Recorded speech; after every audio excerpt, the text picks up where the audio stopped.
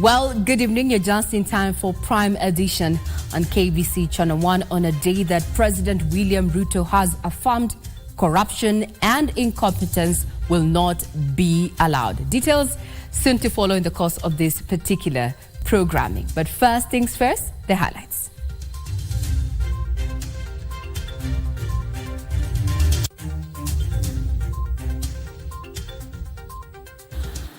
Na nimeamrisha bodi ya KFS hawa wote waliopatikana aidha wakizembea ama wakijihusisha na ufisadi ama wakichangia kuharibika kwa misitu yetu wote waondolewe kazini. President Ruto orders the immediate sacking of 23 Kenya Forest Service officers over incompetence. Thank you for your stay and service. Kenya will not be renewing its contract with Cuban doctors. Cometh the hour, cometh Turkana Festival. Delegates and entertainers arrive in Lodwar ahead of the Turkana Tourism and Cultural Festival.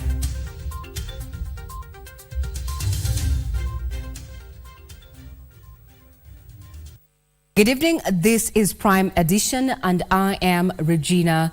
Manyara. My colleague in sign language interpretation is none other than Brian Muraro. Now, President William Ruto has ordered the immediate sacking of 23 officers of the Kenya Forest Service due to incompetence, corruption and compromise of duty.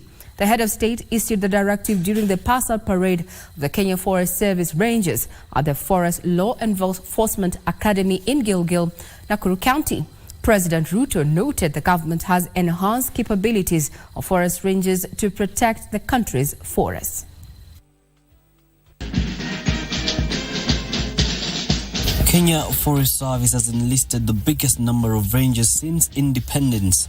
2,664 recruits graduated from the Forest Law Enforcement Academy, incubated at the National Youth Service at Gilgil, Nakuru County. The freshly minted rangers showcased a unique set of skills ranging from martial arts, silent drill and traditional parade learnt during their 6 months of training.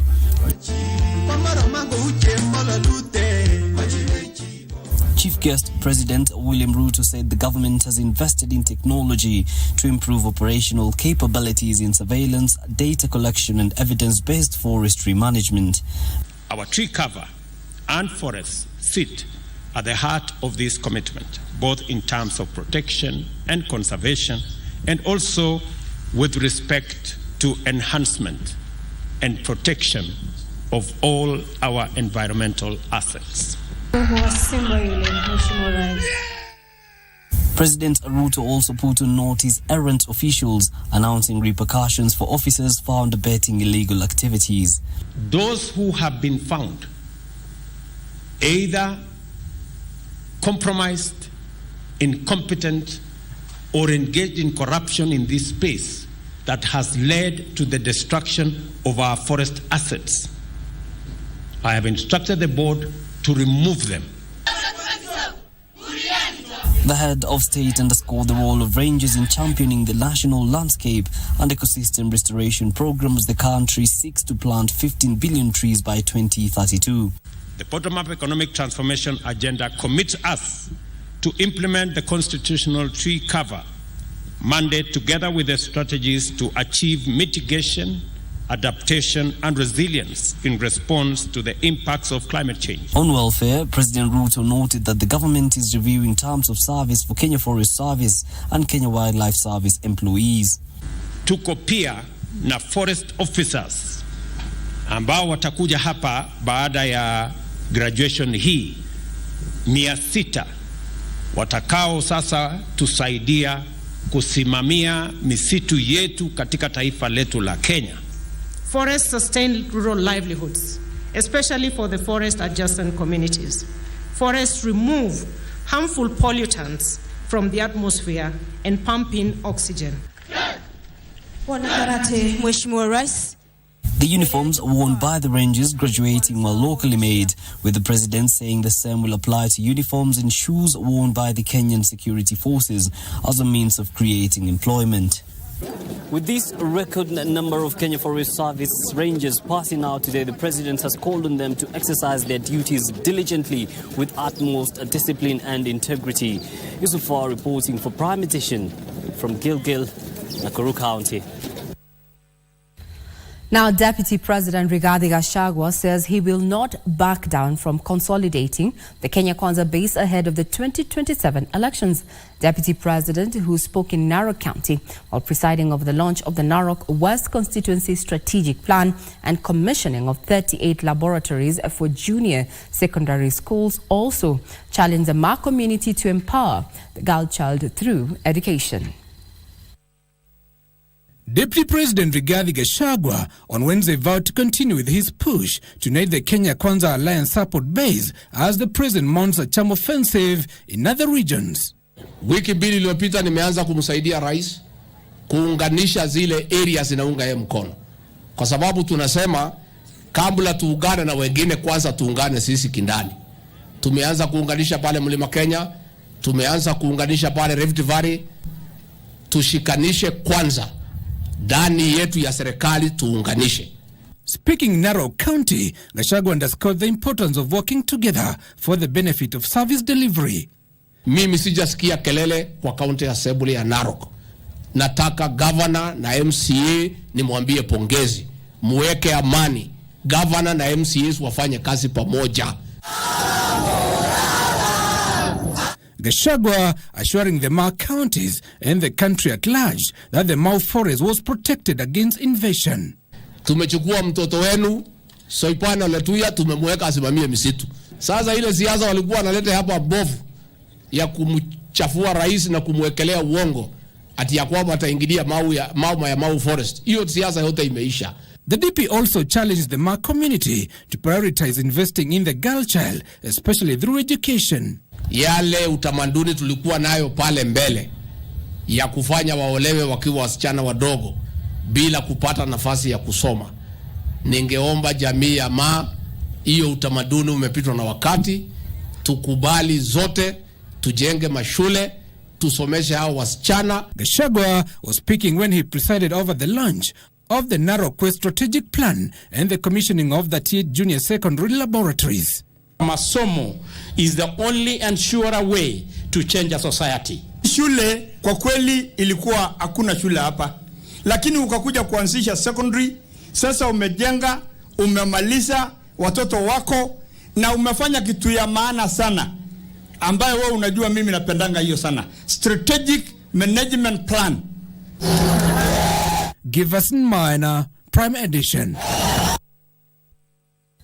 Now, the government has embarked on a 25 billion shillings police equipment modernization program to enhance the service's capacity and efficiency. Interior Cabinet Secretary Professor Kithure Kindiki says the program will include acquiring air assets and new weapons, including drones that will minimize physical contact between police and suspects and thereby reduce police casualties. Interior Cabinet Secretary Professor Kithure Kindiki appeared before the Senate to respond to questions by senators regarding the security situation in the country. Kindiki revealed the government had embarked on a 25 billion shillings police equipment modernization program to enhance police capacity. Better equipment, which includes air equipment or air assets, personal protection equipment, and also the increasing use of unarmed vehicles, aerial vehicles, UAVs, commonly known as drones, to minimize physical contact going forward. Responding to queries by senators from northern Kenya over the delay in recruiting police reservists, Kindiki attributed it to budget constraints, but assured that at least 1,300 national police reservists will be deployed in northern Kenya this financial year. We have realized that the recruitment of NPRs has a bearing on the security of these regions, and that explains partly why Samburu County, in most parts, have experienced some kind of stability, among other reasons. Professor Kindiki further said all outstanding sub-counties will be operationalized this year, with priority given to areas prone to insecurity. The outstanding sub-counties that have been operationalized will be operationalized within this financial year. The same will apply to divisions, locations, and sublocations, and priority will be given first to areas that have suffered or are suffering acute insecurity. Appointment of chiefs and assistant chiefs who have passed the interviews will also be concluded by January. While the CS engaged Parliament, Interior Principal Secretary Raymond Omolo was opening the reorientation program for regional commanders and county commissioners at the Kenya School of Government. At the end of this training, we expect that there will be an engagement from our senior officers with the other administrators and officers below the rank and file, all the way down to the sub-locations as well as in the villages. PS Omolo challenged the officers to build public confidence by understanding the needs of the citizenry in their jurisdictions. Gishoki Washira, Prime Edition.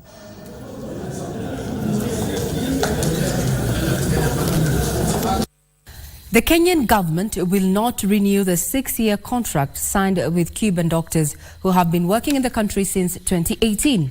Health Cabinet Secretary Susan Nakhumicha, who made the announcement during the official launch of the pre-National Human Resource for Health Dialogue in Nairobi, said the Kenyan doctors are up to the task. In 2017, the Kenyan and Cuban governments put pen to paper on an agreement that saw 100 Cuban specialist doctors deployed to Kenyan hospitals, while 50 Kenyan doctors went to Cuba for specialized training. 6 years later, the Kenyan government has decided to end the exchange program. The ministry, and as your cabinet secretary, I have no doubt that we are going to have a very, very motivated workforce that is well taken care of. And on that note, I'm pleased to announce that we shall not be renewing the agreement for the Cuban doctor. Health Cabinet Secretary Susan Nakhumicha says there is need to strengthen human resources through improving pillars of health financing and information healthcare. Health products and technology, a pillar of information and healthcare, financing, and all this must work together for us to truly say we are working towards implementing universal health. Additionally, the Ministry of Health has operationalized the Kenya Health Human Resource Advisory Council, which will be central in coordination mechanism for policies and strategies touching on various facets of human resources for health. Doreen Arange for Prime Edition. Now, President William Ruto has assured residents of Turkana County that all stalled projects within the devolved units will be completed in the coming months. Speaking in Lodwar Town ahead of the 7th edition of the Turkana Tourism and Cultural Festival, the President said the progress in the completion of some stalled projects was curtailed by issues of insecurity.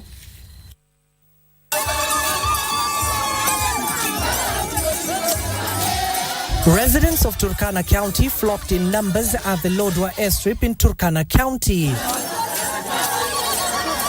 displaying their culture with vigor as they awaited President William Ruto to arrive. A host of high-ranking government officials, led by Tourism Cabinet Secretary Alfred Mutua, Turkana Governor Jeremiah Lumurukai, among others, lined up to receive the President. The President making a brief stopover at Lodwar Town, promising locals of a brighter future. Mimi naona hii barabara yenu imeng'aa sana. Hey, si mimi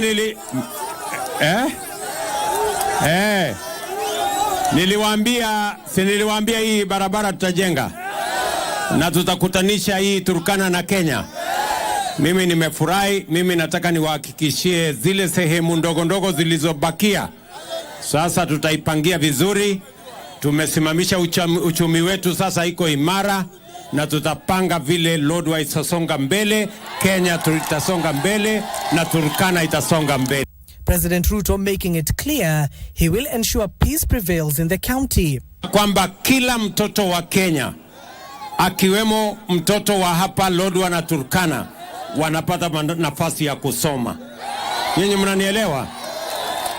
Na ndio sababu mwaka huu tumeajiri walimu wapya 56,000 ndio ipatikane walimu wa kufundisha watoto wenu. Mnanielewa jameni? The head of state will be the chief guest in the 7th edition of the Turkana Tourism and Cultural Festival to be held at the Ekales Cultural Center on Thursday. Meanwhile, security has been heightened in and around the culture center and the streets of Lodwar town. With the performers rehearsing for tomorrow's 7th edition of the Turkana Tourism and Cultural Festivities, it will seem the celebration will live up to its name, as we do anticipate over 7,000 residents from Turkana County and other parts of the country to be flocking to the Ekales Cultural Center for the festivities. Abdiaziz Hashim from Lodwar, Turkana County for Prime Edition. Now, Turkana County will leverage on the ongoing Cultural and Tourism Festival to demystify long-held perceptions about the arid region. Governor Jeremiah Lomokurai says the notion that the county is an insecurity hotspot is unfounded, and the festival will provide insights into the culture and traditions of Kenya's indigenous communities. Now, the governor spoke after assessing the ongoing preparations for the festival that kick off this Thursday and will be attended by President William Ruto. The annual event will be staged at the Ekales Center as the community celebrates its rich cultural heritage, featuring traditional music, dance, art, and the showcasing of the Atakere community's way of life. And as the ceremony kicks off on Thursday morning, the county government and the national government have been putting final touches to the venue to match the anticipated dignitaries invited to the event. Governor Jeremiah Lomokurai says the county will use the event to prove to all and sundry that the county is the real home of humanity. The engagement aspect of Kenyans coming from every side of Kenya, coming to Turkana County, it will demystify that belief and scenario and how we've been sold as a county of insecurity, as a county of anger, as a county that no human being will survive inside. Speaking when he led a venue inspection exercise, the governor said the festival will also be used as a means of fostering peace among adjacent communities from the neighboring countries that have for long been engaged in intercommunal conflict. Na ujumbe wetu ule tunataka kupeana ni kwamba huu sherehe wa Turkana Cultural Festival tunataka kuashiria mambo ya uwiano pamoja sisi na majirani, mambo ya amani, mambo ya kuendelesha amani ili iweze kupatikana kati ya sisi baina ya sisi na majirani. The county has also made an appeal to the national government to expedite the opening of critical roads linking the county with the neighboring Ethiopia, Uganda and South Sudan as a means of boosting the country's revenue fortunes. So what we only need, and that is what we will interface and give to the President of the Republic of Kenya, is the opening of some good roads in Turkana County. A road that will link Ethiopia and Uganda. Of course, it will come through Lodwar. And then a road that will link Lokichari, Lokori, Kapedo, Marigat to other parts of Kenya. If the two roads are open, Turkana County will be an hub, an economic hub for the country, not only for Turkana. The county will play host to over 7,000 delegates drawn from Kenya, Ethiopia and Uganda, as well as South Sudan, with over 300 musical groups lined up to perform at the event. Hapa ni cradle of mankind. Kwa hivyo nikiwa kiongozi wa sehemu ambayo kila mtu duniani alianza, ninafurahi kualika kila mtu na zaidi rais wetu wa nchi ya Kenya ambaye yeye ndio atasimamia mipango ya maongezi kesho na pia kusindua sherehe ya Turkana Cultural Festival. The Turkana Tourism and Cultural Festival will not only bring kinsmen together for a feast, a dance and showcasing of art, but it will be Turkana County's golden opportunity to demystify long-held perceptions of a desolate land in need of redemption and rocked by insecurity. John Jacob Curia, Prime Edition. And you can bet that we will be televising that particular event live on KBC Channel 1. We have our crew. They're led by John Jacob Curia, as well as Abdiaziz Hashim, Serafina Robi, and Nancy Okware. Now, delegates and entertainers from different parts of Turkana County have started arriving at Ekale's Cultural Center ahead of the Turkana Tourism and Cultural Festival that kicks off on Thursday. The dancers will showcase the rich Turkana culture that has been able to withstand modernity into the present age. The ceremony will also act as an avenue to preach peace among the Ateker community that stretches across Kenya, Uganda, South Sudan, and Ethiopia. At Ekale's Cultural Center in Lodwar, Turkana County, traditional dancers in their regalia have started streaming in, ready to showcase what has remained intact of their culture.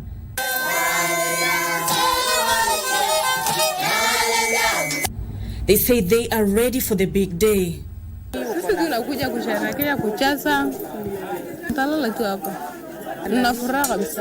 Hata sisi tunafurahia kile tulikuja hapa, tunacheka mpaka tufanye shughuli yenye tulileta hapa, tumaliziane yote hapa. We want to uphold the culture so that it cannot be able to disappear. We as Turkana people, we have a rich culture.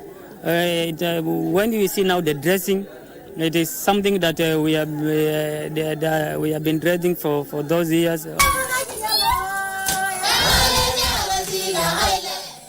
A ceremony that brings together members of the Ateker community from Kenya, Uganda, Ethiopia, and South Sudan will also be used to preach peace among the communities that share a common mother, Atana Yeche. Only peace is a great enabler for development along the Ateker corridor. We must sustain peace, we must build peace, we must do anything to be able to sustain the peaceful coexistence between our communities. Wanafurahi sana vile imefika hapo Kale Santa. Tunafurahi sana kwa vile tumekutana kwa uso. Hapo ni kitu mzuri sana kwa kuangalia ndugu na ndugu ama kwa jirani. It's important for the young people to be peace ambassadors because, you know, we are the future generation. Like we always say, we are the parents of tomorrow. And we are growing. We know there's a whole lot of generations that are coming behind us. It's essential to instill the aspect of peace in our kids from when they're young. So, like having these interactions, having these gatherings, makes us see the next person like our brother, like our sister. Besides culture, these beauties of Turkana will also be contesting for the coveted Miss Tourism County Chapter title. It is all systems go at this center. Entertainers from different parts of Turkana County have already arrived in readiness for the big day. Nancy Okware reporting from Ekale's Cultural Center in Lodwar, Turkana County. And we are not done with updates from Turkana. There, I have my colleague John Jacob Curia on standby. He's going to be bringing us up to speed with the last-minute preparations with just under 12 hours before the 7th edition of the cultural festival that is happening down in Turkana County. First things first, our fast breather.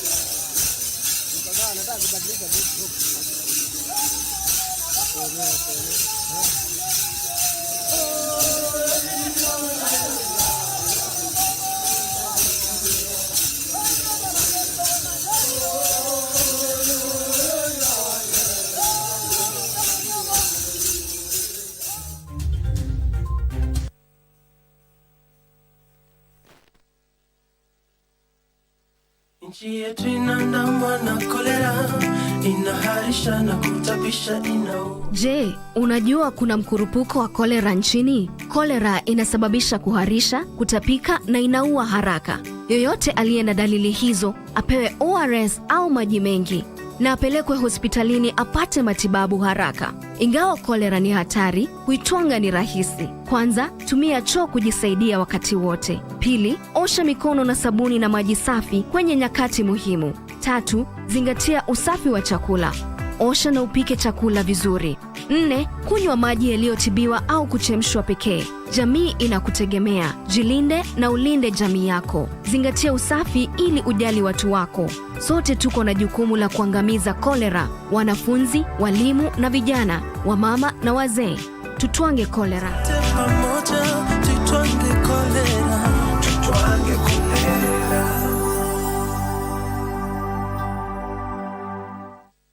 So I want to invite the ambassadors of various countries across the world, ambassadors from various countries to Kenya. I want to extend the same even to our own president, who will become the guest of honor of this event, and the deputy president who will close the event. There are many other leadership who will speak in between the time when the president will be coming and also when the deputy president will be closing.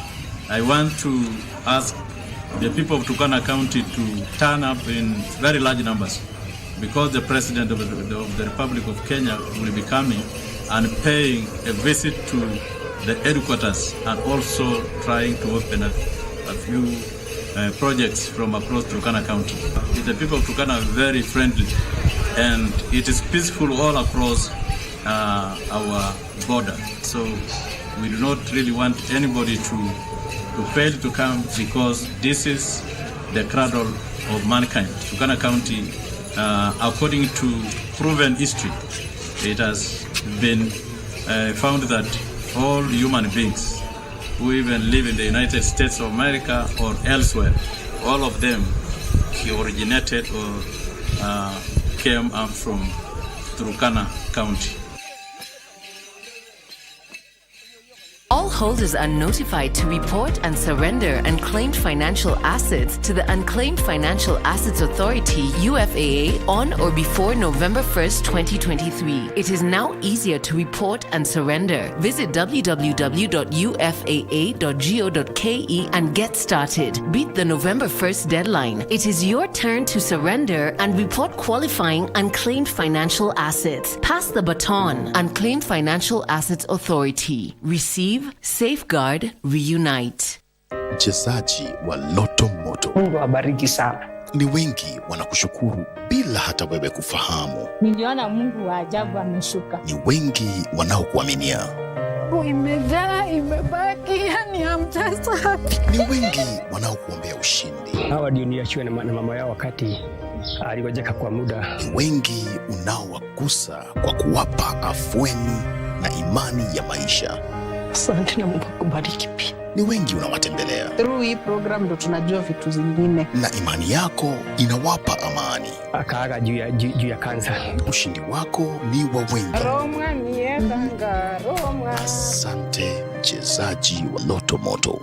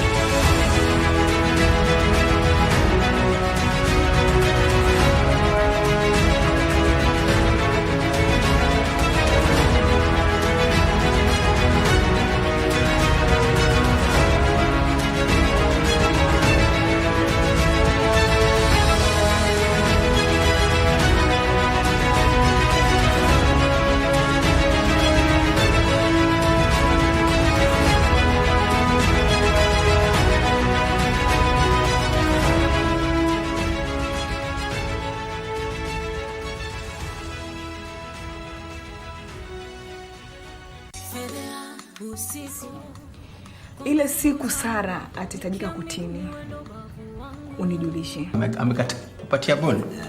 Haina shida. Ukifika tukampatie OCS. Wacha ujinga. Wewe unafikiri hii sehemu tuliokuweka ni sehemu ya starehe? Yaani sasa imefika kuwa hata nikimpiga simu zangu anishikii. Tutaenda renti, tutaenda jenga, sitaki cha kujua, bora tumeondokea. Hiyo ni wewe na mamako. Mimi si mtoto mdogo. Last time I checked, I was over 18.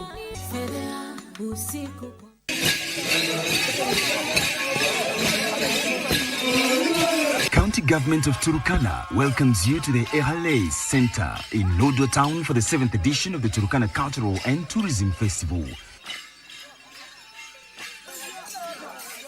From 12th to the 14th of October 2023. Come, experience the origin of mankind with its unmatched beauty from the beaches of Lake Turkana to the oil wells of Lokichar. Live on Channel 1, Radio Taifa and KBC Turkana Service.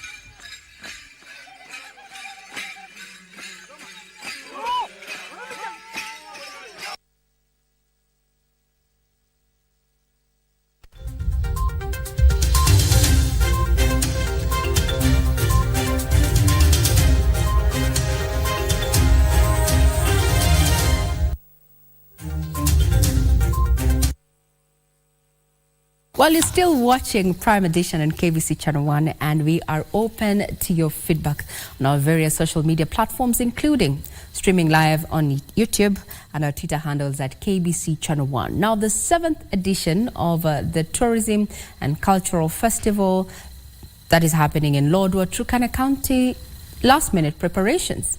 What should the 7,000 delegates who are expected to actually grace that particular occasion going to be treated to? Well, none other than John Jacob Kyria. He's in Lodwar, and he brings us up to speed in what to expect. And if you're not in Lodwar, KBC will bring Lodwar to you. Kyria, good evening.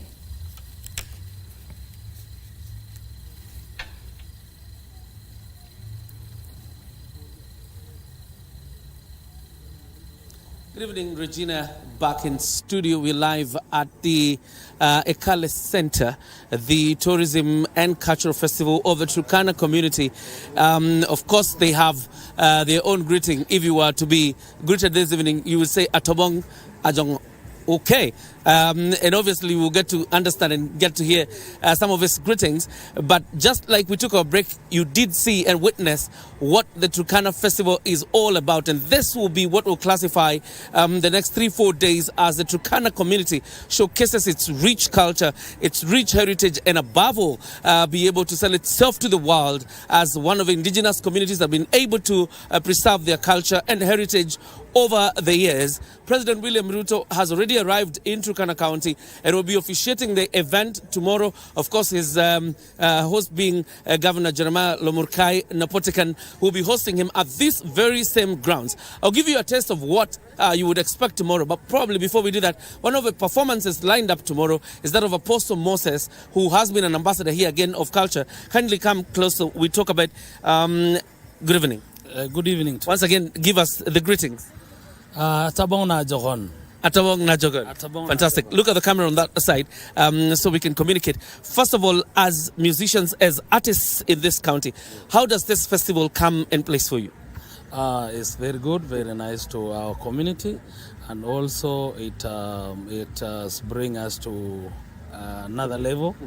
And we like to appreciate the county governor for bringing us to this level. I like this, and also, and I know that people will be going to be happy.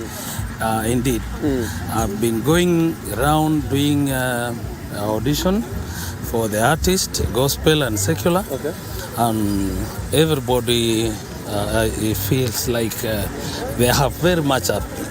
Yes. The kind of auditions you've done for the musicians that will be performing here, secular and gospel, are they just drawn from Turkana County, or do you have other performances from other regions? No, only from Turkana County. Okay. Yes. All right. In terms of preservation of the culture of an indigenous community like the Turkana, do you think this festival plays that very important role of the preservation of your culture as the Turkana community? Yes. Very, very comfortable with that. And everybody is comfortable also. Yes. Listening to the people around and the community, do you think Turkana County is ready for tomorrow finally? Very ready. I've been coming through Turkana South, and I found people grouping. They are coming to the festival. Tomorrow, I think the place will be full of people, full of visitors, and we expect much more from the president of county. Other than just the visitors that will be hosting as a community in Lodwar, particularly in Ekales, what other benefit do you think the Turkana community stands to gain out of this event?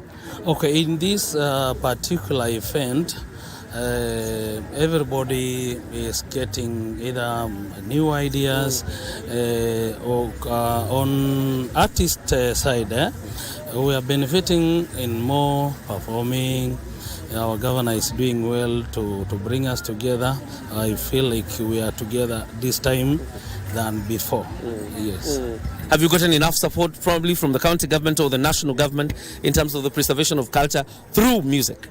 No, not yet, but somehow we are beat somewhere than before. Yes, absolutely. Thank you very much. We want to release you because I know you're tired and you have the first performance tomorrow, but probably your last word to the people of Turkana, the people who are watching this program tonight. I would like to welcome the people of Turkana to the event tomorrow. We are very ready to receive various, let me say, many varieties you will see tomorrow. And I know even you people from Nairobi, you will be enjoying. Really. Thank you very much. Apostle Moses is one of the performers tomorrow. Let's release you so you can go prepare for the event. But this group you see here is among the 300 that will be performing tomorrow, showcasing their talent as a people. Let me just bring in one of them. Atatuambia majina ya hii group. Kuja hapa ndugu yangu. Utaweza kutueleza group inaitwa aje, mlianzia mwaka gani? Grupu jina ya grupu na Pelim Ekumomor. Tumeanza karibu miaka 10 ambayo imepita. Yeah. Na kesho mtakuwa mnaandaa muziki hapa? Yeah, tutakuwa hapa kesho. Yeah. Muziki wenu ni wa mila za Kiturkana, ni wa Injili ama ni wa mila ya Kiturkana? Mila ya Kiturkana. Yeah. Tunaona tumepaa nguzi. Inamaanisha tuko nyumbani. Mko nyumbani. Yeah. Sasa nataka unitembeze tu kidogo kwa yale mavazi umeyavaa kabla sija wapa wenzako tuweze kuchenga muziki. Hii ndio inaitwa nini? Hii tunaita ngupiri. Ngupiri? Ngupiri hii ya juu. Yeah. Sasa ni kofia ama inakuwa nini? Ni kofia lakini kuna manyoya tumeweka. Ndio naona hapa iko juu. Yeah. Manyoya ni ya nini? Ni ya mnyama fulani sasa jina sielewi kwa haujui kwa Kiswahili. Tunaita Ekales kwa Kiturkana. Ekales. Yeah. Okay. Hii nayo ni ngozi. Hii ni ngozi. Yeah. Ngozi ya nini? Hii ni ngozi ya mbuzi. Yeah. Ngozi ya mbuzi. Na una shuka ya Kiturkana na tena vifaa vya kuchezea muziki. Na chuma hapa ya kuchezea muziki. Unaona vile inalia? Nasikia. Niko na ngozi pia tena pale chini. Yeah. Sasa kama kikundi mmetoa nyimbo ngapi ama mna nyimbo ngapi kama kikundi? Tuko na nyimbo nyingi sana. Yeah. Kama ngapi hivi ukiangalia? Mingi, vingine tukicheza kesho tutacheza 5 lakini kuna mingi sana. Haya. Asante, rudi hapa nyuma nitawapa nafasi muweze kucheza. Sasa inabidi haya tuchukue dada mmoja. Kuna dada mmoja anayezungumza Kiswahili? Kuja basi anayezungumza Kiswahili. Dada, majina yako? Rebecca John Mana. Wewe ni wa kikundi hichi? Sasa tuelezee hizi vitu ulivyovaa. Hii ni nini? Changa. Oh, ni shanga? Inavaliwa na kina nani? Na Turkana. Si akina mama? Wasichana wanavaa? Wasichana na wamama. Wasichana na wamama. Yote chini inaitwa shanga. Asante. Rudi pale basi tutakuwa tunacheza muziki. Regina, like you can see, of course, together with our viewers, this is some of the action that you expect tomorrow. 300 of this groups will be performing right before President William Ruto, who is already here. And of course, to underscore the importance of this festival, the president has arrived a day before the event, and the event is set to kick off at 10. I don't want to waste your time. Let me allow these people to do what they do best, and I will exit.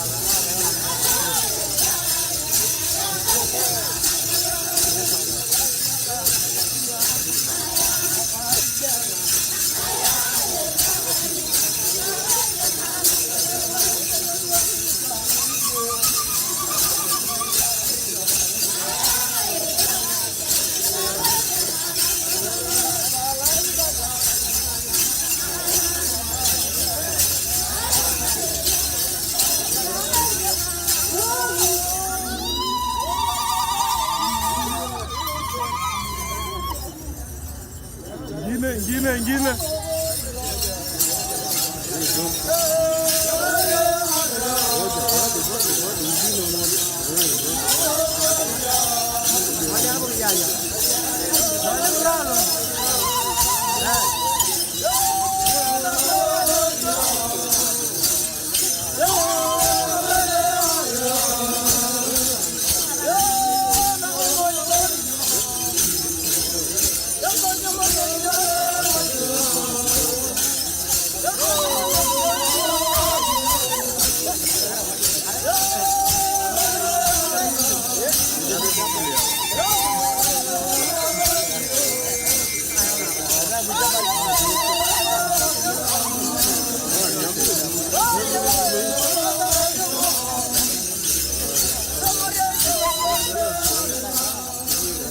Indeed, as we promised, ahead of that auspicious occasion that is to take place tomorrow, being the 7th edition of the Tourism and Cultural Festival, Turkana Cultural Festival, we are going to be bringing you that particular coverage live. So if you've not made your way to Lodwar, well, KBC is going to be bringing you Lodwar right to your doorstep. And there's a question I wanted to pose to my colleague John Jacob Kuria. We have various felicitations. In Swahili, we say habari, ya mchana, ya jioni. In English, we say hi, good morning, good evening. In my mother tongue, which is Meru, we say mugeni, habari shienu, and such. However, it is said that within the Ateker community, they have no word to actually define the word thank you. What is thank you in your mother tongue? That's a challenge. You can give us that feedback on KBC Channel 1 on Twitter as we prepare to bring you live the Turkana Tourism and Cultural Festival. What is saying thanks? Apparently the Ateker community, well, there's no word or term that actually speaks out thank you. Oh, just in case, in Meru, and I'm going to ask Kiptum as well as Wahome to jump onto this particular challenge. In Meru, we say Ibwega. That is meaning thank you. Now, off to some good news as you ponder on that, Kiptum and Wahome, is that King Charles III and Queen Camilla are set to embark on an official state visit to Kenya from Tuesday 31st of October to Friday 3rd of November this year. The visit marks Charles' first visit to a Commonwealth nation as king and coincides with Kenya's 60th anniversary of independence. The king and queen will visit Nairobi city as well as Mombasa County and surrounding areas. The visit by King Charles III will reflect the ways in which Kenya and the United Kingdom are working together, notably to boost mutual prosperity, tackle climate change, promote youth opportunity and employment, advance sustainable development, and create a more stable and secure region. The King and Queen will meet President Ruto and the First Lady Rachel Ruto, other dignitaries and representatives of various groups. The King will also attend an event to celebrate the life and work of the Nobel laureate, the late Professor Wangari Maathai, together with Wangari's daughter, Wanjira Maathai. Together, the King and Queen will tour a new museum dedicated to Kenya's history and will lay a wreath at the tomb of the unknown warrior at Uhuru Gardens and also visit the site of the Declaration of Kenya's independence in 1963. King Charles III will host a reception focused on Kenya's young people and future leaders across development, trade, media, the creative arts, and environmental conservation. Beatrice Gatonyangetich, Prime Edition. Lawmakers have rejected a proposed amendment to the Anti-Corruption Economic Crimes Act of 2003 that had sought to have state officers being investigated by the Ethics and Anti-Corruption Commission leave of office pending the conclusion of their cases. The amendment had further proposed that while under investigation, the officers be barred from voting or undertaking any official duty. While debating the Statute Miscellaneous Amendment Bill of 2022, the legislators said adopting the amendment would provide a fertile ground for witch hunts. Parliament is under investigation by ESCC.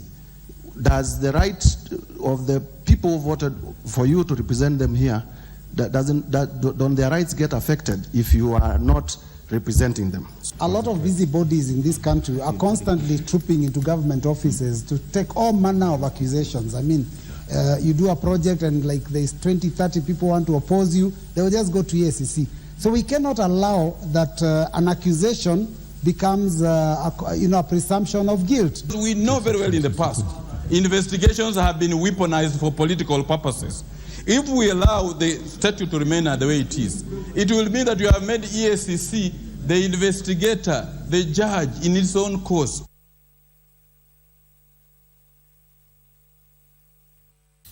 Well, that is Parliament. To the corridors of justice, Milimani Law Court has acquitted former Water and Sanitation Principal Secretary Julius Korir for wife battery charges. Magistrate Dolphina Ogola ruled that the prosecution had failed to prove beyond reasonable doubt that Korir bet his estranged wife, Evelyn Koech, in 2020. While delivering the ruling, the trial magistrate Dolphina Ogola noted that in his defense, former Water and Sanitation Principal Secretary Julius Korir had stated the complainant was his former wife Evelyn Koech and that they had a series of cases in the family setup revolving around child custody and divorce. The court further acknowledged that the complainant did not allow the law enforcers to do their work, nor did the prosecution witnesses seem independent. The judge said the investigating officers seemed to be acting on instructions from Evelyn instead of acting independently. The complainant was also faulted for not producing a P3 form in court indicating injuries inflicted on her. The court further termed the prosecution witness who was the complainant's house help as clueless for failing to name other co-workers in the home. Korir had in July this year defended himself in the case, urging the court to acquit him. In another matter, Environment Cabinet Secretary Soipantuya has moved to court seeking 425,000 shillings in child support from her ex-husband. In her court papers filed at Nairobi Children's Court, the CS claims she had lived with the former husband, Stephen Kudate, from December 2013 until October 2020 and was blessed with 2 children in their marriage. Tuya claims her estranged husband treats their children and domestic workers with cruelty and he has been psychologically, emotionally and verbally abusing her, and that is why she wants full custody of the minors. The CS is also seeking court orders to have the ex-husband blocked from accessing the children, their school, home or anywhere else. She further argues that the husband failed to pay school fees and school-related expenses for the children. The matter is set for mention on November 13th, 2023. Elsewhere, a Makindu Law Court has acquitted 3 Kenya Wildlife Service officers accused of killing a Form 4 student, Benedict Kule, in Tsavo National Park in 2019. Makindu Senior Principal Magistrate Benson Nyaga Ireri closed the file, stating that the officers acted legally and thus the deceased unfortunately caused his own death inside the protected area. Ireri stated that the deceased was actually inside the park, accompanied by other unknown poachers who might have escaped during the shootout. The deceased at the time of the killing was a KCSE exam candidate at Kiwani Secondary School, Kibwezi East, Makueni County. The deceased's father and family lawyer expressed dissatisfaction with the ruling. Yote nimeyasikia imeadhilika, manaki sio ya ukweli. Kwa hivyo mimi naomba hiyo kesi, kama kuna uwezo unaweza kupatikana, irutiwe tena. Na sisi hatujaridhika na ile uamuzi koti imefanya, kwa sababu ushahidi ilikuwa ya kwamba askari ndio walio huyo mtoto. Hakukuwa na ushahidi ya kwamba huyo mtoto ndio alikuwa na hiyo bunduki yenye wanasema ilikuwa kando yake na risasi. Kwa hivyo sisi tuta-appeal hii decision. Michael Moniga for Prime Edition. Menstrual hygiene management and health continues to remain a challenge, especially for girls with disabilities. Lobbyists are now calling for concerted efforts towards addressing the problem. The group says girls must be empowered today to enable them grow into strong and independent women. First Lady Rachel Ruto has urged parents to invest more in the girl child and value their rights. Speaking at Kenya Highlands University, Kericho County, the First Lady said a culture of tolerance for violence against women and girls at the community level perpetuates gender-based violence further. Center for Rights Education and Awareness Kenya reported over 3,762 cases of gender-based violence in 2022. With the majority of victims being women and girls. The violence took various forms, including physical, sexual, economic, and psychological abuse. In Kilifi County, a survey shows that there's a low transition rate of primary and secondary students due to a lack of sanitary towels. Girls lose confidence and dignity during that time, and for the 5-7 days, a girl loses their sense of existing because they are so uncomfortable, they don't have a sustainable source. Diamond Trust Bank, through its flagship Achieve More Girl initiative, has provided over 1,100 girls with access to quality reusable menstrual health products. The DCB believes in this initiative on Achieve More because we believe in empowering a child. With all the barriers that they have, we believe that we can come in and nurture that. Meanwhile, the government has been urged to develop mechanisms to provide statistics and prevent rampant cases of human trafficking, especially labor and child sex tourism. Globally, we have more than 50 million who've been trafficked and more than 12 million children who are in trafficking situations. For Kenya, we don't have an exact number on how many people are in trafficking situations, just because a lot is also not being reported. The sentiments came during a walk to mark World Day Against Human Trafficking of Persons. Lobbyists say girls with disabilities are often seen as asexual and are rarely given information about their sexual and reproductive rights and how to manage their periods independently.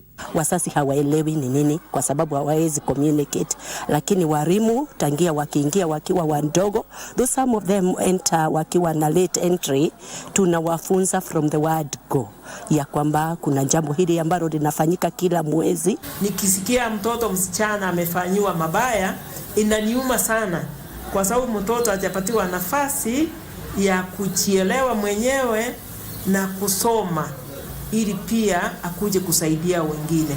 Kasi Chanamasha, Prime Edition.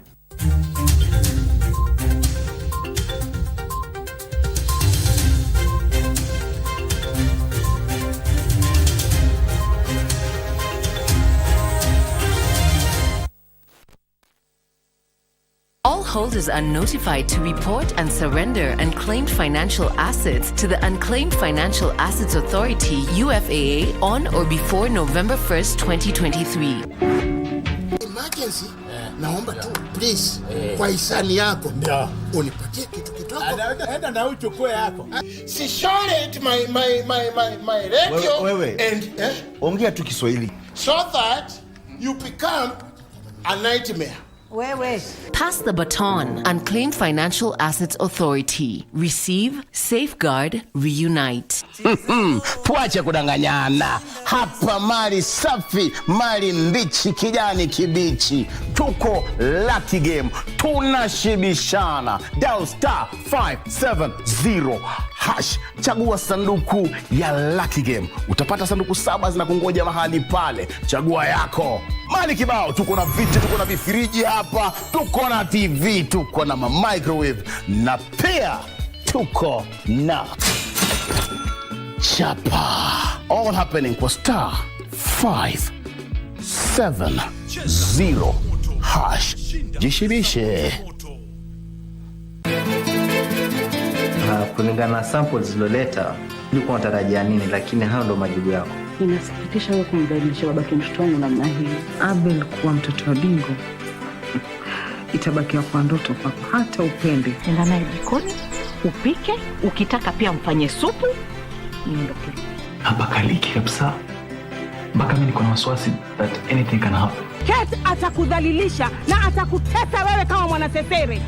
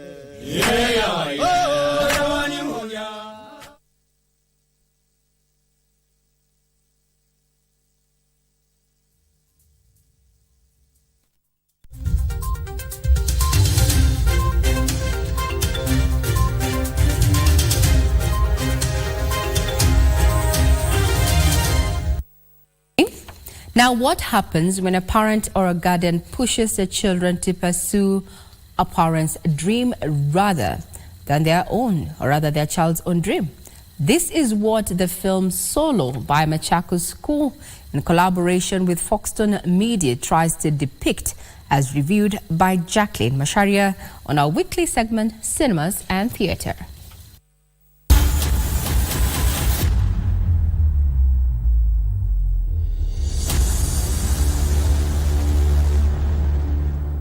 The film Solo by Machakos School, in collaboration with Foxton Media, follows Abel, a student who has a dream to become an artist, but when he decides to follow his dream, his parents push him to follow a different path, which they believe is good for his career.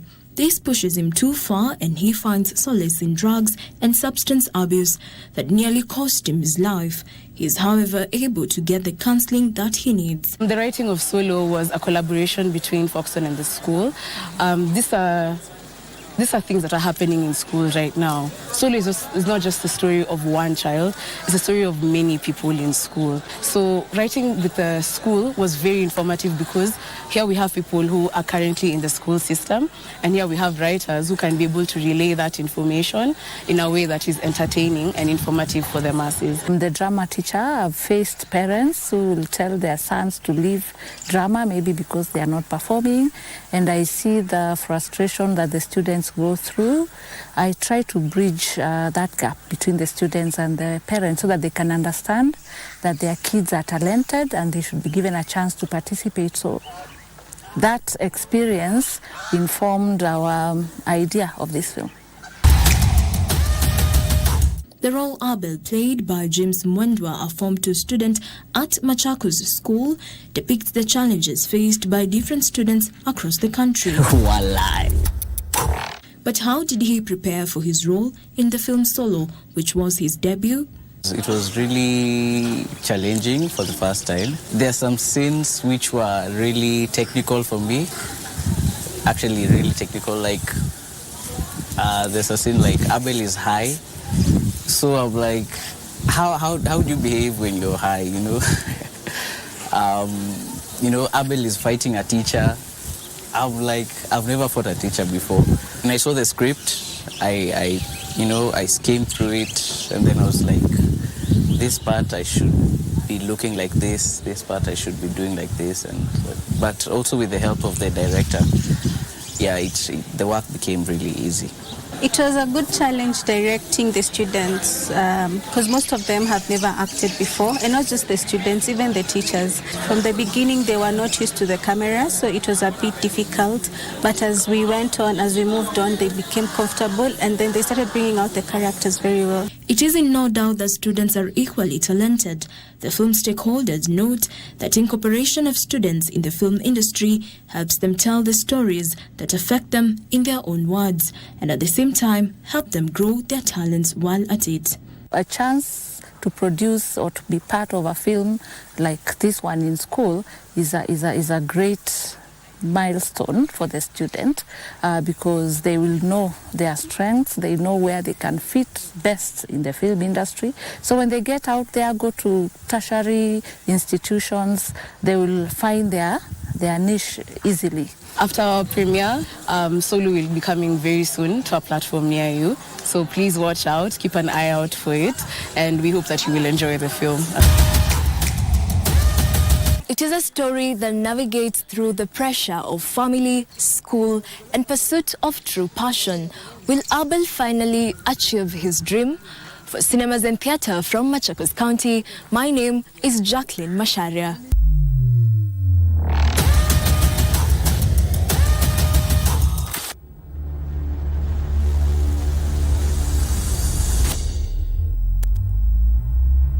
By Jacqueline Masharia. It is quite timely given that Class 8 candidates are set to sit for the examinations in under 3 weeks, and there's a lot of pressure as a parent and a guardian, and you're asking yourself if you made the right choice, if your daughter or son made the right choice. Are they studying for you? Are they studying for themselves?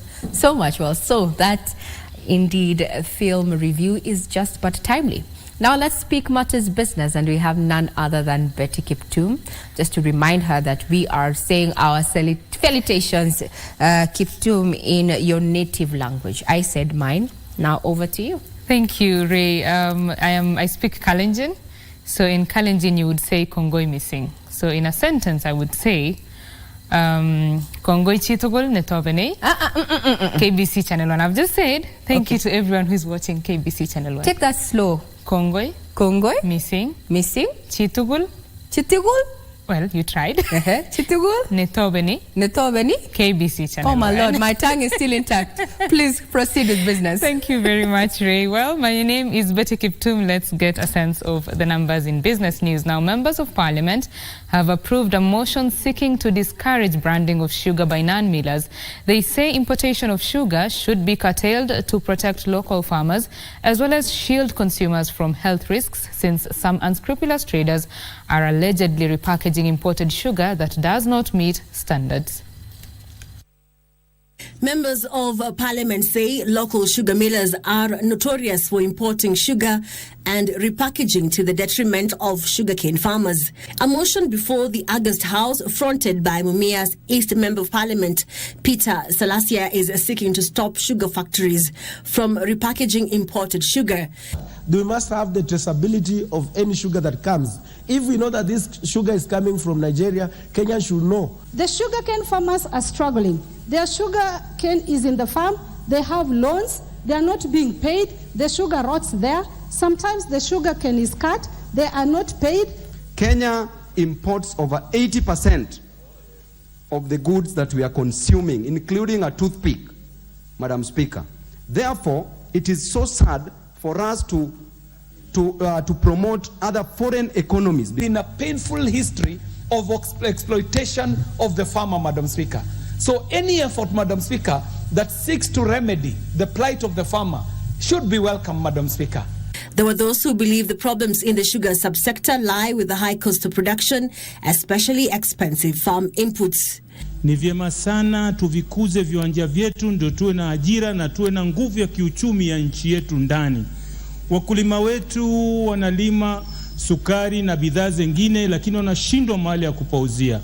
Factories like Mumias, Nzoia and others, Madam Speaker, where that's traded, even the communities within that region, Madam Speaker, have completely been rendered in poverty. They are wallowing in poverty because of lack of payment. The president of this country is ready to help the sugar farmers.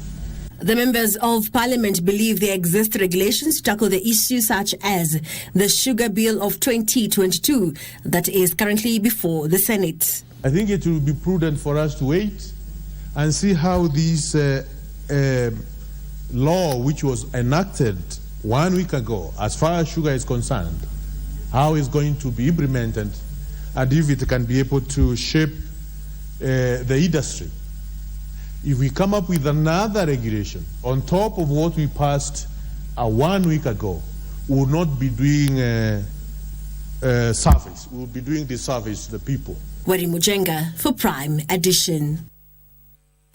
And new Tourism Cabinet Secretary Alfred Mutua says he will prioritize growing domestic tourism numbers in a movement to deepen the domestic tourism market.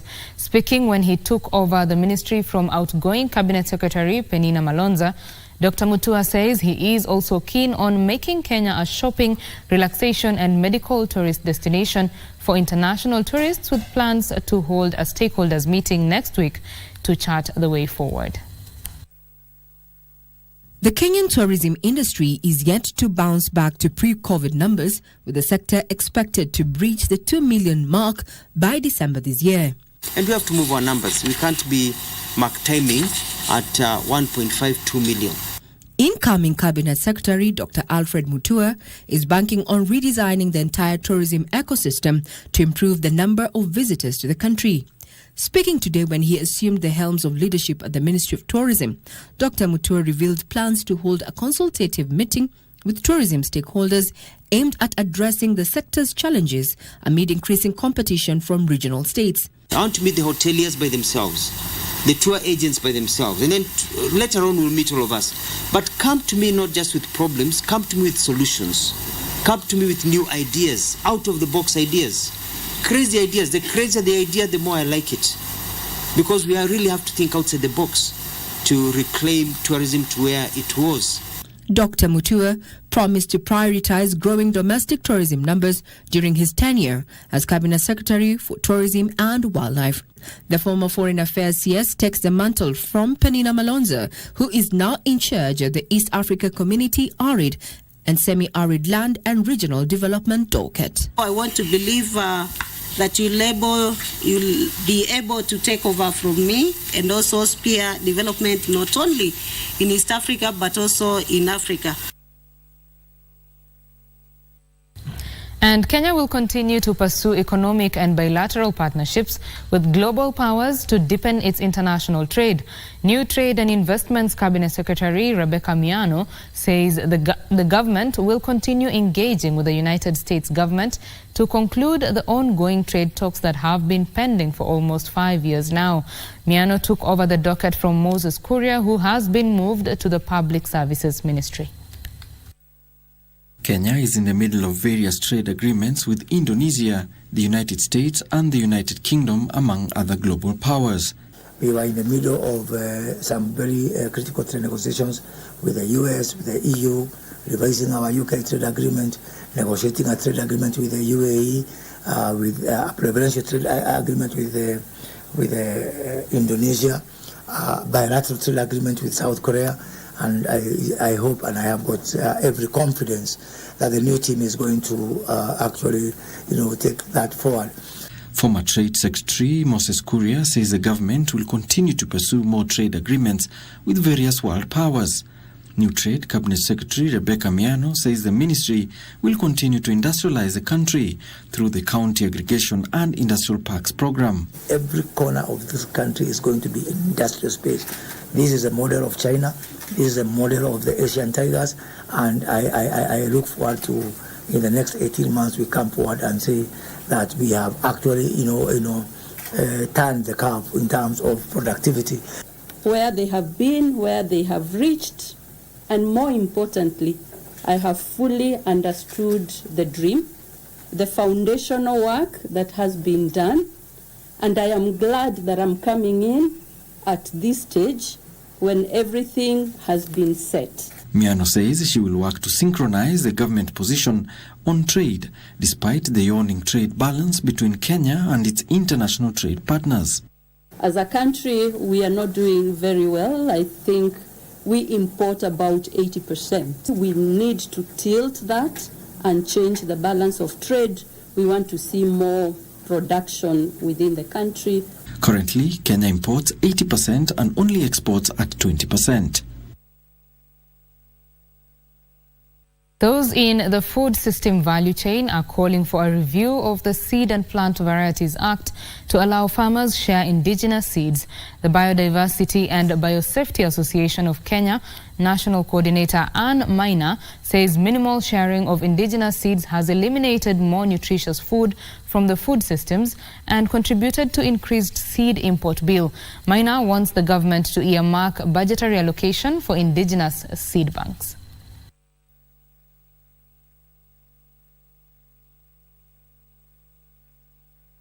Our constitution is very clear that the indigenous and local varieties are recognized by the constitution. But when you go to the Seed Act, you see that the farmers are not recognized. And so the review is happening, but we ask that for more inclusion of civil society and other key stakeholders. It is increasing that seed and promoting them, making sure we are growing them in larger areas.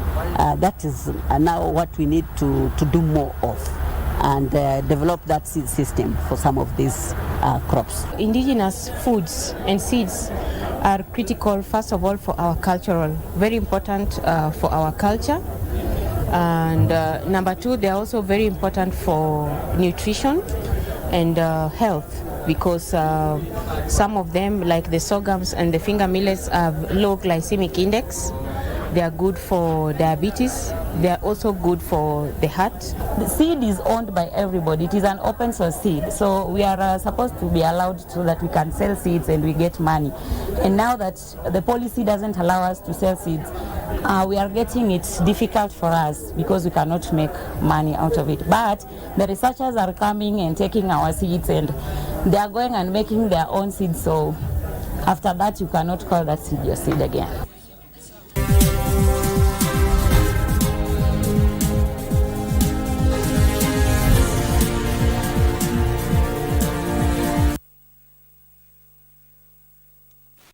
Mchezaji wa Loto Moto. Mungu awabariki sana. Ni wengi wanakushukuru bila hata wewe kufahamu. Niliona Mungu wa ajabu ameshuka. Ni wengi wanaokuaminia. Imejaa, imebaki, yani hamtasabi. Ni wengi wanaokuombea ushindi. Hawa ndio niachiwe na mama yao wakati aligojeka kwa muda. Ni wengi unaowagusa kwa kuwapa afueni na imani ya maisha. Asante na Mungu akubariki pia. Ni wengi unawatembelea. Through hii program ndo tunajua vitu zingine. Na imani yako inawapa amani. Akaaga juu ya kansa. Ushindi wako ni wa wengi. Roma niendanga, Roma. Asante mchezaji wa Loto Moto. Emergency, naomba tu please kwa hisani yako unipatie kitu kidogo. Enda na uchukue yako. Asina ubwa. Why are you talking like that? Kumbuka aliye juu. Mngoje chini.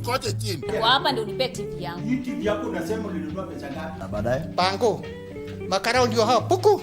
Mzai koko ndani. Guess what? Nini ilifanyika? This guy she shorted my radio. Wewe. And ongea tu Kiswahili. So that you become a nightmare. Wewe. And then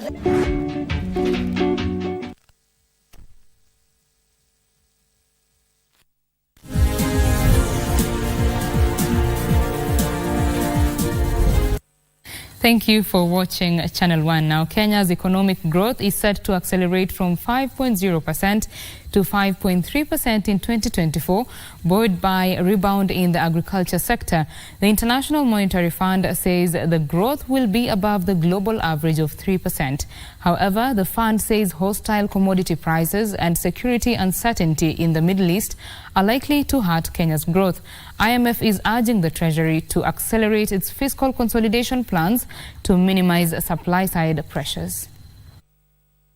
The Washington-based lender says key drivers of the Kenyan economy will be agriculture, real estate, building and construction sectors.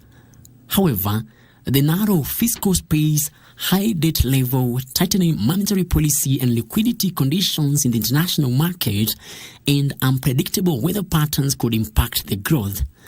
The IMF report suggests that global inflation is forecast to decline steadily from 8.7% in 2022 to 6.9% in 2023 and 5.8% in 2024 due to tighter monetary policy aided by lower international commodity prices.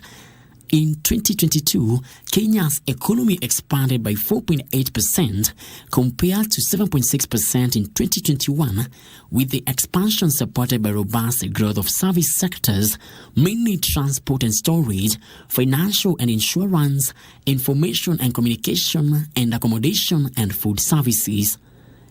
The government, through the bottom-up economic transformation agenda, has prioritized the agriculture sector in a bid to provide adequate, affordable working capital to farmers. The move is also geared towards transforming farmers from a food deficit to surplus producers, raising the productivity of key value food chains and reducing dependence on basic food imports. Frederick Mwoki for Prime Edition. And lack of a customized legal framework to regulate Islamic financing is stifling growth and eroding investor confidence. This is according to Takaful Insurance of Africa Chief Executive Officer Sumaya Hassan, who is calling for the institutionalization of Sharia-compliant regulations to support uptake of alternative financing under Islamic financing options available. Institutions such as ourselves have a dual regulation, as it were, because then you have to comply with the standard regulations that are there in the country for the rest of the industry, but then you also have to comply with your own Sharia regulations as far as being an Islamic financial institution is concerned. Compliance, of course, has a cost, so when you have a dual level of compliance, that increases costs. Kenya has a very good potential market in the region, being the largest economic in the region. That could be an opportunity and a plus point for the Islamic one also. Being a non-Muslim country, it doesn't has any kind of impact on the Islamic finance. On the contrary, it could be looked as an opportunity for business, alternative solution to some other problems. We see UK that has declared itself as the capital of Islamic finance in Europe. And coffee farmers should increase investments and explore the best agronomy practices to reap from ongoing reforms for the value chain. New Kenya Planters Cooperative Union Director Charles Mkarimu says Kenya is working closely with global institutions for better markets and innovation in coffee farming. Sasa sisi tunatafuta soko ya nje where we do direct sales directly, na hiyo imetusaidia because sasa county inatupa milling license, inatupea pulping license. We also get an export license. Saizi nikitaka kama mama naweza fungua brokerage license niende mpaka kwa auction. Kahawa inatusaidia haswa kwa kuleta foreign exchange in the country, and that is the best way to stabilize our Kenyan currency. And that's the business news this evening. Daniel Wahome is standing by to bring you the latest in the world of sports. Of course, he shall be telling you also what thank you is in his native language. My name is Betty Kiptum. Do have yourself a good night. Bye-bye.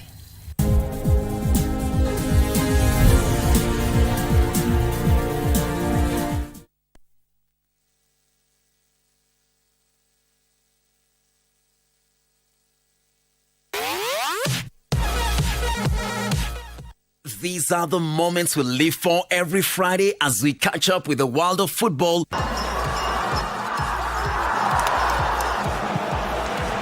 Manchester City go in front. With your favorite stars in rivalries like no other that keeps you on the edge of your seat. Learn a few tricks that keep you ahead of the game and spice it all with unforgettable moments on Dunda Dunda. On Saturday, you're in for another treat as we rock your weekend with all sporting disciplines, bringing you insights on what's happening behind the scenes as we share players and athlete stories, preparations, and celebrate their achievements. Charging to the line! Is it going to be a world record? Yes, it is! She smashed it! Whatever angle you look at, we've got you covered. KBC Channel 1. Your true sports partner.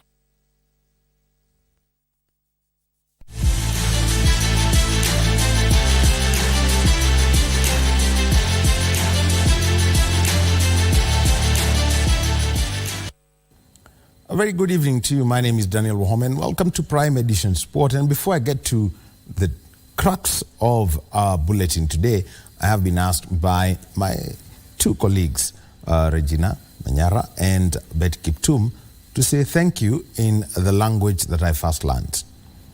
Nedasho kiagado, todo nyuothe umuthi.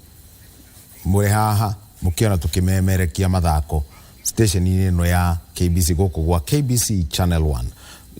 Now, it's time for me to flip back to English.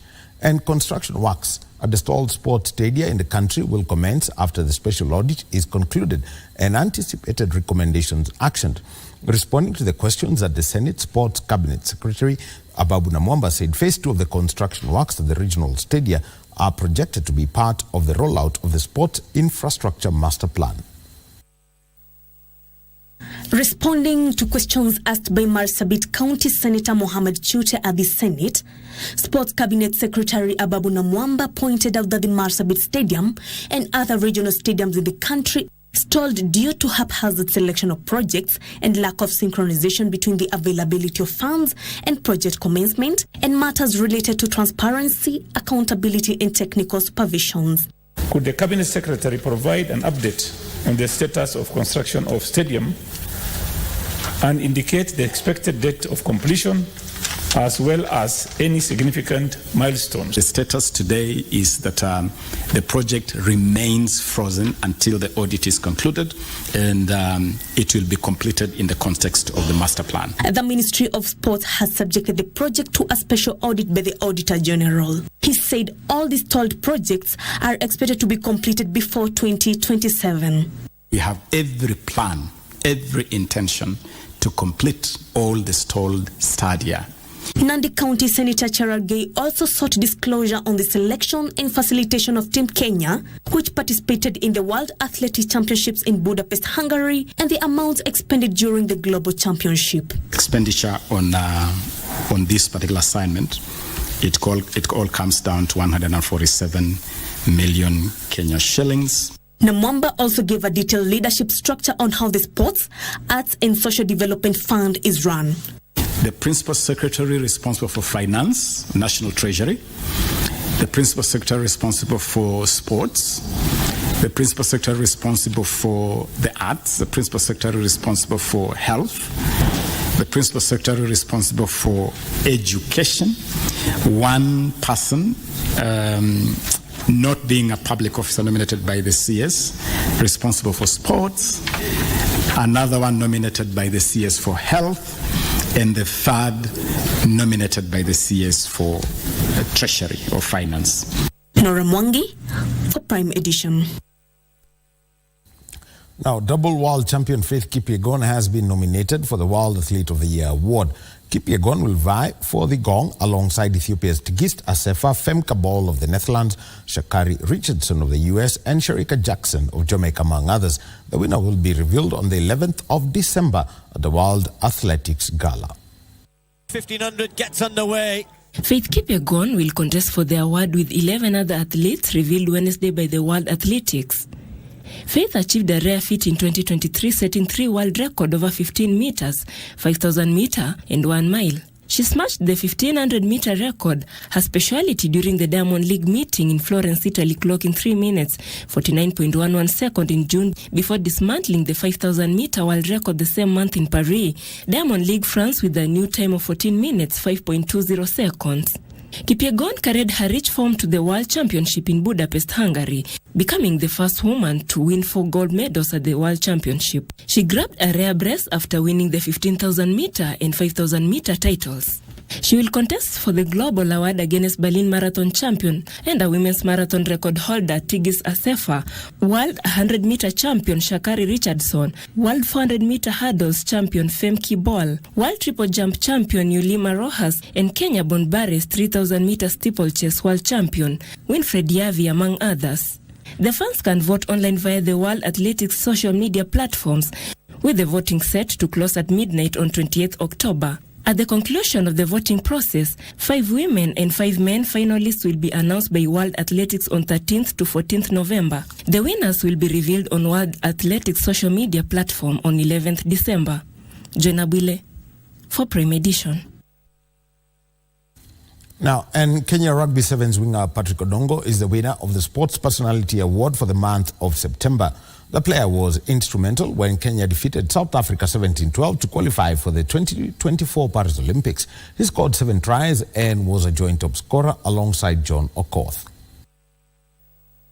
Patrick Odongo managed 7 tries as Kenya booked a place in the 2024 Paris Olympics. Odongo was Shuja's joint top scorer alongside John Okoth, and he managed the hero in the finals after touching down twice as Kenya beat South Africa 17-12 last month. This is my first time winning an award like this, and I've never won something like this, and it really motivates me. Shuja won the continental title and in the process qualified for the 2024 Paris Olympics. Odongo was awarded an LG Top Freezer refrigerator retailing at 115,000 Kenyan shillings. We believe that Odongo's journey serves as a powerful inspiration to aspiring athletes across the nation. It reminds us all that with determination and hard work, we can overcome the greatest of challenges and reach the highest of heights in our chosen fields. Odongo beat Harambee Starlets goalkeeper Annette Kondo, Ruth Ingoti of Simba Queens, who helped the squad win their 3rd Tanzanian League title, Agnes Ngetich, who set a new 10-kilometer women road race world record, and Eliud Kipchoge, who won the Berlin Marathon title. Laban Murima, Prime Edition. Now, 21-year-old Avigan Nadine has broken the barriers in Turkana County to become the first girl from the region to make it to the national deaf team that is scheduled to take part in the 5th World Deaf Futsal Championship in Brazil.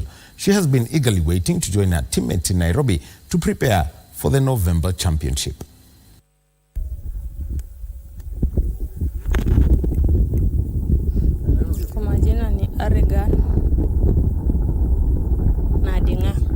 Nadine was born with a hearing impairment, but that did not stop her from playing football from a tender age.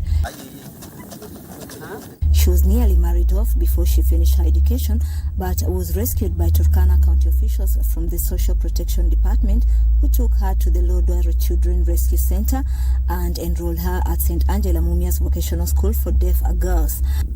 As a sports department, we work together. In fact, I am a footballer myself, and we sourced the coach, and I told him to give her the basic fitness and basic ball handling rules.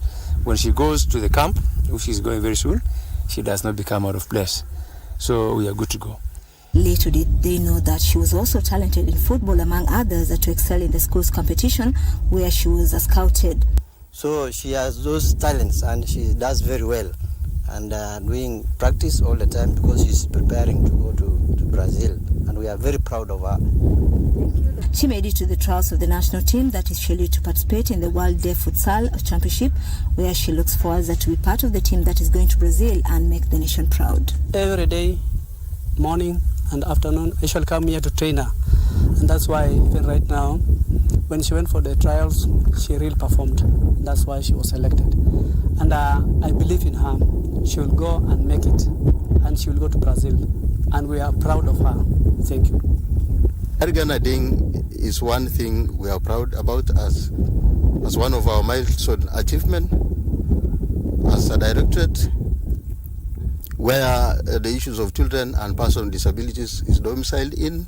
And one of the things that we do is disability sports, where we nurture the talents of persons with disability.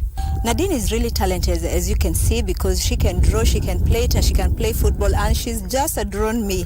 Actually, I think I look like that. And thanks to Turkana County government who are supporting people with disabilities like Nadine, and they support a lot in volleyball, in athletics, in football, as we have seen, and we have a lot of talent out there, so it's upon every scout to look for talent all over the country. Reporting for KBC Channel 1, I'm Wavinya Musa in Turkana County. Thank you very much, Mary Wavinya, for that report. And KCB Football Club have been awarded 3 points and 2 goals following their abandoned FKF Premier League match away to Muhoroni Youth over the weekend. The match was abandoned in the second half following crowd trouble in Muhoroni, while KCB were leading by 1-0. In addition, the FKF Leagues and Competitions Committee ruled that Muhoroni Stadium will not host the next 5 home matches for Muhoroni Youth, and those matches will be played behind closed doors. The club's chairman, Moses Adagla, has also been banned from attending his club's next 3 matches, and the club must pay a fine of 300,000 shillings for the crowd trouble. Migori Youth, meanwhile, have also been handed a 3 point and handed a 1-0 win following a related incident in their home game against Darajani Koko.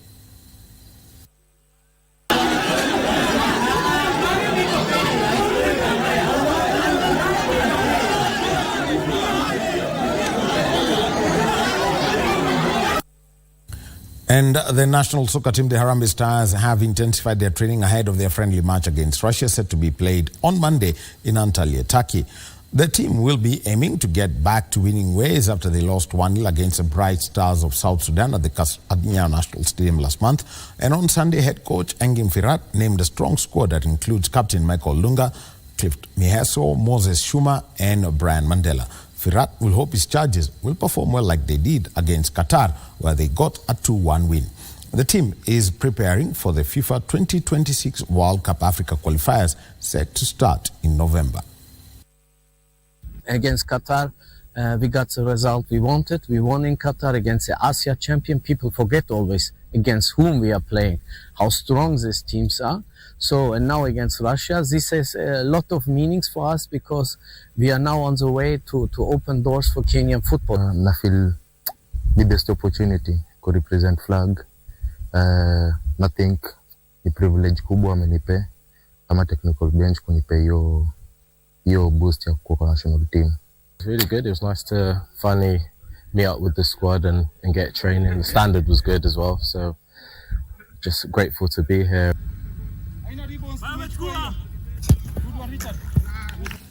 And that's it for the sport tonight. And like I've been told by somebody who's been watching, his name is Mureithi. He comes from the same place as Regina Manyara, but we grew up in the same town.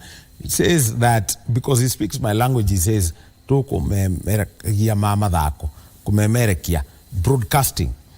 That is part of what we are doing in Tamadu Week and saying, that's how we say thank you where I come from. Over to you, Regina Manyara. You can give us something like we like to say in American. Well, in American, this is all in the spirit of the 7th edition of the Turkana Tourism and Cultural Festival that is going to be taking place tomorrow, and none other than President William Ruto is going to be gracing that particular occasion, where KBC Channel 1 is going to be bringing you live that particular festival, where over 7,000 delegates are expected to attend. Remember, Turkana prides itself for being the cradle of mankind. And we will not leave it at that without at least sampling what you said on Twitter. One of you at Kijana wa Siaya has got onto our platform and said, hapo kwa salamu ya kikwetu twasema hero kamano, #Luo. Well, thank you very much, Kijana wa Siaya. You can also be part of our conversations. Our social media platforms are ever open for your feedback. I'm Regina Manyara. Rare Nimbwega.